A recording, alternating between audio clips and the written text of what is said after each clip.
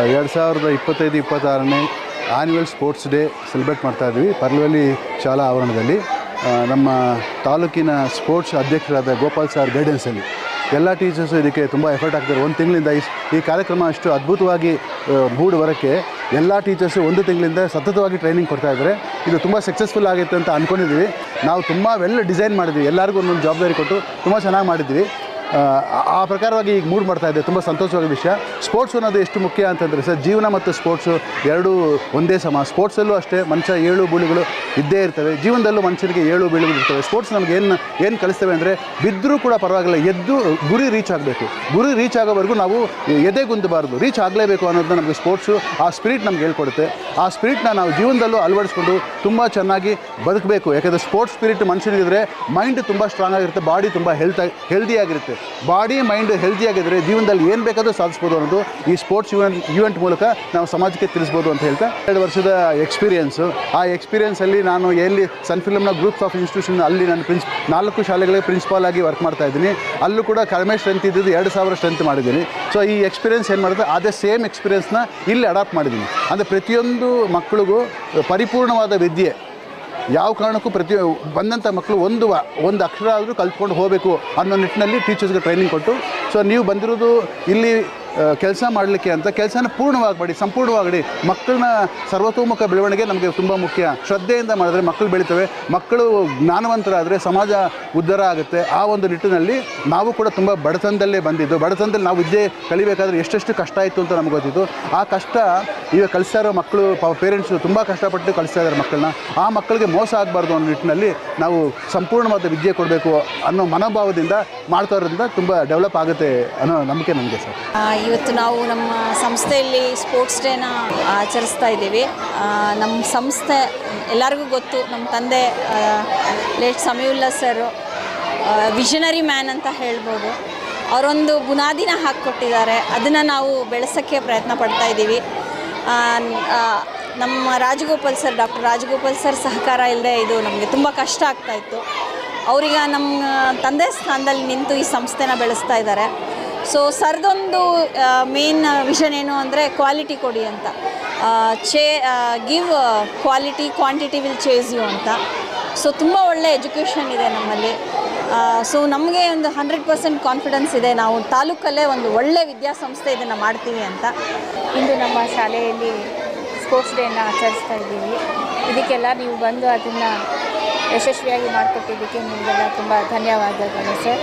ನಮ್ಮ ಶಾಲೆ ಚೆನ್ನಾಗಿ ಬೆಳೀಲಿ, ಚೆನ್ನಾಗಿ ನಂಬರ್ 1 ಆಗಲಿ ಅಂತ ಆಶಿಸ್ತಾ. Those who have come for the sports day, I wholeheartedly welcome you all.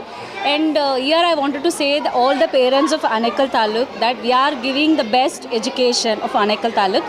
And now the school is running under the leadership of Dr. Rajgopal sir. So he is a person who always think about the students. So in what are the ways we can improve the students? So and always he used to say that education is not only making the students to by heart and write. Apart from that, we have to give the knowledge for the students. So for that, what are the things we have to do? So he has introduced a SKY program, that special knowledge about India. So along with the curriculum, we are giving that also. And once our students from Pearl Valley English High School, if they pass out and go outside, they can able to crack the competitive exams like IAS, IPS. So we are preparing from the pre-KG level. Usually kids will learn after the PUC or after the degree what they wanted to do, but we are doing from the basic level. And I'll assure all the parents we are really trying hard and giving the best education.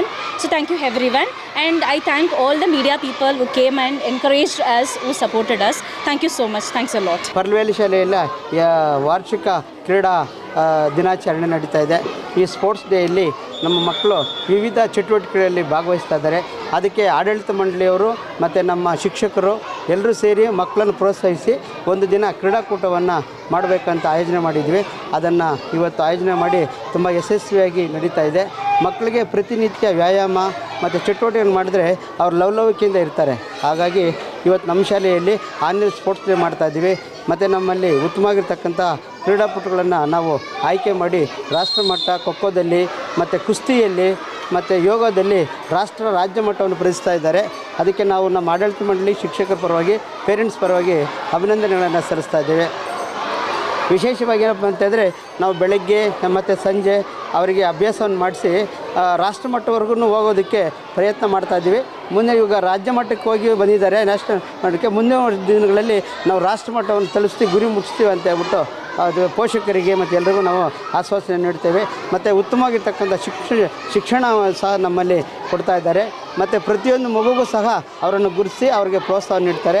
ಆಡಳಿತ ಮಂಡಳಿಯವರು, ನಮ್ಮ secretary ಅವರು ಮತ್ತು ಆಡಳಿತ ಮಂಡಳಿಯ doctor N Rajagopal sir ಅವರು, ತನ್ವೀರ್ ಫಾತಿಮಾ, ನೂರಿ ಫಾತಿಮಾ ಮತ್ತು ಬರ್ಕತ್ ಅಲಿ ಇವರೆಲ್ಲರೂ ಸೇರಿ ಉತ್ತಮವಾಗಿರ್ತಕ್ಕಂಥ ಎಚ್ ಎಂ ಮೇಡಮ್ಮು ಅದು ಅವ್ರಿಗೆ ಇವತ್ತು ಬರ್ತ್ಡೇ ಹುಟ್ಟುಹಬ್ಬದ ಶುಭಾಶಯಗಳು. ಶ್ರೀಮತಿ ಇಂದುಮತಿ ಮೇಡಮ್ಮು, ನಮ್ಮ ಸ್ಟಾಫು ತುಂಬ ಕೋಪ್ರೇಷನ್ ತುಂಬ ಚೆನ್ನಾಗಿದೆ. ಹಿರಿಯ ಶಿಕ್ಷಕರು ಅಲ್ಮಾಸ್ ಮೇಡಮ್ ಇರ್ಬೋದು, ಮತ್ತು ನಮ್ಮ ರಾಜೇಶ್ವರಿ ಕನ್ನಡ ಉಪನ್ಯಾಸಕರು ಅವರು ಸಹ ತುಂಬ, ಮತ್ತು ನಮ್ಮಲ್ಲಿ D.Ed ಕಾಲೇಜು ಸಹ ಇದೆ. ಉತ್ತಮವಾದ ಫಲಿತಾಂಶ ಬಂದಿದೆ.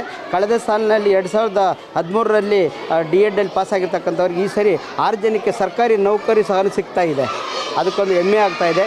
ನಮ್ಮಲ್ಲಿ ಶಿಕ್ಷಕರ ತರಬೇತಿ ಕಾಲೇಜು ಸಹ ಇದೆ. ಉತ್ತಮವಾಗಿರ್ತಕ್ಕಂಥ ಶುಲ್ಕನೂ ಸಹ ಕಡಿಮೆ ಇದೆ.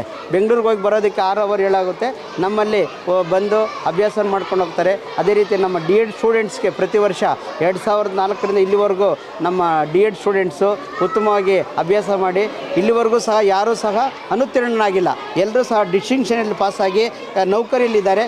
ನಮ್ಮ ತಾಲೂಕಿನಾದ್ಯಂತ ಎಲ್ಲ ಶಾಲೆಗಳಲ್ಲಿ ನಮ್ಮಲ್ಲಿ ತರಬೇತಿ ಪಡೆದಿರ್ತಕ್ಕಂಥ ಶಿಕ್ಷಕರಿದ್ದಾರೆ. ಅದೊಂದು ಹೆಮ್ಮೆ ವಿಚಾರ. ಹಾಗಾಗಿ ಅವರಿಗೆ ನಮ್ಮ ಎಲ್ಲ ಪೋಷಕರಿಗೆ ಮತ್ತು ನಮ್ಮೆಲ್ಲ ಶಿಕ್ಷಕ ಆಡಳಿತ ಮಂಡಳಿಗೆ ಅಭಿನಂದನೆ ಸಲ್ಲಿಸ್ತಾ ನನ್ನ ಮಾತನ್ನು ಮುಗಿಸ್ತಾ ಇದ್ದೀನಿ.